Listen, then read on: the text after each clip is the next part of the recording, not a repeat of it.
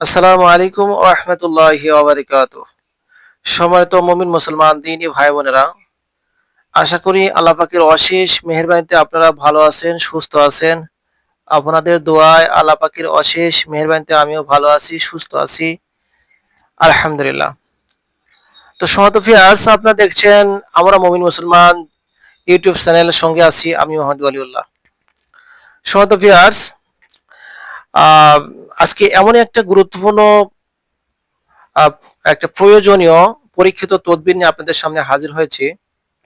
তো আপনারা যদি এই আমলটা আমি যেভাবে বলি সেই পদ্ধতিতে সেই নিয়মে যদি করে নিতে পারেন, ইনশাআল্লাহুল আজিজ, আপনি একেবারে আহ, অল্প অল্প দিনের মধ্যেই বুঝতে পারবেন যে এই তদবিরের কি শক্তি, আল্লাহ পাকের পাক কালামের কি শক্তি। আপনারা এটা হাতে নাতে দেখতে পাবেন ইনশাআল্লাহ। যে সমস্ত দিনী ভাই বোনেরা মনের যে কোনো হাজত নিয়ে টেনশনে আছেন, যে কোনো আশা আকাঙ্ক্ষা নিয়ে টেনশনে আছেন, বা যে কোনো উদ্দেশ্য নিয়ে টেনশনে আছেন, যে উদ্দেশ্যটা পূর্ণ হচ্ছে না, আশাটা পূর্ণ হচ্ছে না, বা মনের যে কোনো আকাঙ্ক্ষা বা হাজতটা পূরণ হচ্ছে না, অনেক দিনের আকাঙ্ক্ষা, এই আকাঙ্ক্ষা বা মনের যে হাজত এটা পূরণ করার জন্য আমি যে তদবিরটা এখানে আপনাদেরকে আজকে শিখিয়ে দেব, বলে দেব, ইনশাল্লাহ আমি যেভাবে বলি, সে যে পদ্ধতিতে করতে বলি সেইভাবে সেই নিয়মে যদি করে নিতে পারেন, ইনশাআল্লাহ একেবারে হাতে নাতে ফল দেখতে পাবেন ইনশাআল্লাহ তাআলা। তো সম্মানিত ভিউয়ার্স, আমলে চলে যাওয়ার তার পূর্বে আপনাকে বলি, আপনি যদি আমাদের চ্যানেলের নতুন দর্শক হয়ে থাকেন এবং এর রিলেটেড নিত্য নতুন ভিডিও পেতে চান এবং শিখে নিতে চান, তাহলে আমাদের ছোট্ট চ্যানেলটি সাবস্ক্রাইব করে দিন এবং পাশে থাকা বেল আইকনটি অল করে দিন, যাতে করে আমি যখনই এই রিলেটেড নিত্য নতুন ভিডিও আপলোড দেব আপনার মোবাইলে একটা নোটিফিকেশন যাবে। সেখান থেকে আপনি অতি সহজেই আমলগুলো দেখে নিতে পারবেন এবং শিখে নিতে পারবেন। তো চলুন কথা না বাড়িয়ে সরাসরি আমলে চলে যাই। আমলটি হলো মনের যে কোনো হাজত পূরণে পরীক্ষিত একটা আমল। মনের যে কোনো হাজত পূরণে পরীক্ষিত আমল। তো এই আমলটি করার জন্য আপনাকে অবশ্যই মহরম মাসটাকে বেছে নিতে হবে। শুধু তাই নয়, মহরম মাসের যে কোনো দিন আমল করলে হবে না। অর্থাৎ মহরম মাসের 3 তারিখে 3 তারিখ দিনগত রাত্রে আপনাকে আমলটা করতে হবে। আমলটা কবে করতে হবে? মহরম মাসের 3রা তারিখ, 3 তারিখে দিনগত রাত্রে এই আমলটা আপনাকে করতে হবে। আমলটা করার জন্য আপনাকে সময়টা বেছে নিতে হবে ঈশা অথবা তাহাজ্জুদ নামাজের পর। ঈশা অথবা তাহাজ্জুদ নামাজের পর আমলটি করতে হবে। স্ক্রিনে দেখা যাচ্ছে কিনা তারপরে আমি মুখে যদি বলে দিচ্ছি, যদি দেখা নাও যায়, স্ক্রিনে যদি লেখাগুলো স্পষ্ট দেখা নাও যায়, তবুও আমি মুখে বলে দিচ্ছি, আপনারা বুঝে নিতে পারবেন ইনশাআল্লাহ। তো মহরম মাসের 3 তারিখ দিনগত রাত্রে, অর্থাৎ আগামীকাল দিনগত রাত্রে এশার অথবা তাহাজ্জুদের নামাজের পর আমলটি আপনাকে করতে হবে। প্রথমে পাক পবিত্র হয়ে গোসল করে নেবেন, এটা ভালো হবে আমলের জন্য। পাক পবিত্র হয়ে গোসল করে নিয়ে এরপর পাক পবিত্র ওযু করবেন। পাক পবিত্র লেবাস পরিধান করে শরীরে খুশবু মেখে বা ভালো মানের একটা আতর মেখে 3টা বা 5টা লোবান বাতি জ্বালিয়ে দিবেন।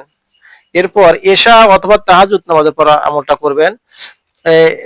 এশার নামাজের পর অথবা তাহাজ্জুদ নামাজের পর প্রথমেই কিবলামুখী হয়ে বসে প্রথমে কয়েকবার ইস্তেগফার পাঠ করে নেবেন। আপনারা জানেন যে যে কোনো আমলের পূর্বে অবশ্যই ইস্তেগফার পড়তে হয়, এতে আমলের তাসিরটা বেশি হয়। প্রথমে কয়েকবার ইস্তেগফার পড়ে নেবেন। এরপর সর্বপ্রথমেই দরুদে ইব্রাহিম 11 বার পাঠ করবেন। কয়বার পাঠ করবেন? দরুদে ইব্রাহিম বা যে কোনো দরুদ শরীফ পড়লে হবে, তবে দরুদে ইব্রাহিম পড়াটা উত্তম। প্রথমেই দরুদ শরীফ 11 বার পড়বেন।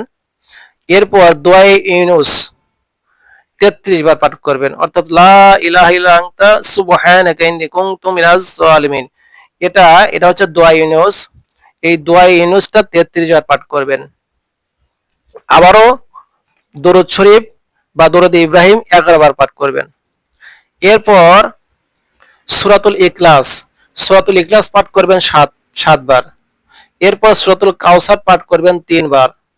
এরপর সূরাতুল ফাতিহা পাঠ করবেন 3 বার এবং পুনরায় দরুদ শরীফ 11 বার পাঠ করতে হবে। এটা যখন শেষ হয়ে যাবে তখন মুনাজাত করবেন, অর্থাৎ আল্লাহ পাকের শাহী দরবার দোকানে হাত উত্তোলন করে দিয়ে মনের যে আকাঙ্ক্ষাগুলো, এখানে একটা বিষয় প্রযোজ্য, সেটা হচ্ছে যখন মোনাজাত করবেন হাত তুলুন, অবশ্যই দরুদ ইব্রাহিম হাত তোলার পরে একবার পাঠ করবেন। করার পরে আপনার মনের যে উদ্দেশ্য, যে আকাঙ্ক্ষা, যে বাসনা, যে হাজত, সেই হাজতের কথা আল্লাহ পাকের কাছে পেশ করবেন এবং পুনরায় দরুদে ইব্রাহিম একবার হাত তোলা অবস্থায় পাঠ করবেন। এটা করার পরে আপনি মোনাজাত শেষ করে দিবেন, দু হাতটাকে মাসে করে দিবেন চেহারাতে। ইনশাআল্লাহুল আজিজ, আমি যেভাবে বললাম এই নিয়মে যদি আপনি আমলটা করতে পারেন, আপনার যত বড় মনের হাজতি হোক, যত বড় উদ্দেশ্য হোক, অবশ্যই ইনশাআল্লাহ তাআলা আল্লাহ পাক যদি দয়া করে মায়া করে অবশ্যই সেই হাজতটা আপনার পূরণ হবে। তবে এখানে একটা শর্ত আছে, শর্তটা হচ্ছে আপনার সেই মনের হাজত বা সেই আকাঙ্ক্ষা বা সেই উদ্দেশ্যটা অবশ্যই সৎ হতে হবে, জায়েজ হতে হবে। এখন আপনি যদি নাজায়েজ কোনো উদ্দেশ্য হাসিলের ক্ষেত্রে এটা করেন, কাজ তো হবে না, বরং উল্টা তাসির হতে পারে। সুতরাং সাবধান। বৈধ কোনো আশা আকাঙ্ক্ষা থাকলে আপনারা এই আমলটা করবেন, ইনশাআল্লাহুল আজিজ একবারে হাতে নাতে ফল পাবেন। আমার কথা বিশ্বাস করার প্রয়োজন নেই, আমার কথা বিশ্বাস করার প্রয়োজন নেই, আল্লাহ পাকের পাক কালামকে বিশ্বাস করে আমলটা করবেন।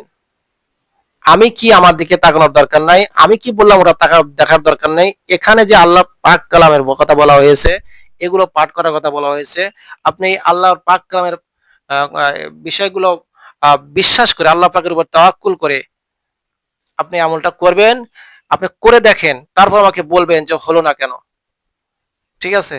তো যাই হোক, আমলটি করবেন অবশ্যই, তাতে তাকে অবশ্যই ৫ ওয়াক্ত নামাজি হতে হবে। এখন আপনি সুদ খান, ঘুষ খান, মিথ্যা কথা বলেন, চগলখড়ি করেন, তারপরে বিভিন্ন রকম পাপ কাজে লিপ্ত, আপনি এই আমল করবেন, আপনি কিভাবে আশা করেন যে আপনি এই আমল থেকে আপনি ফায়দা পাবেন?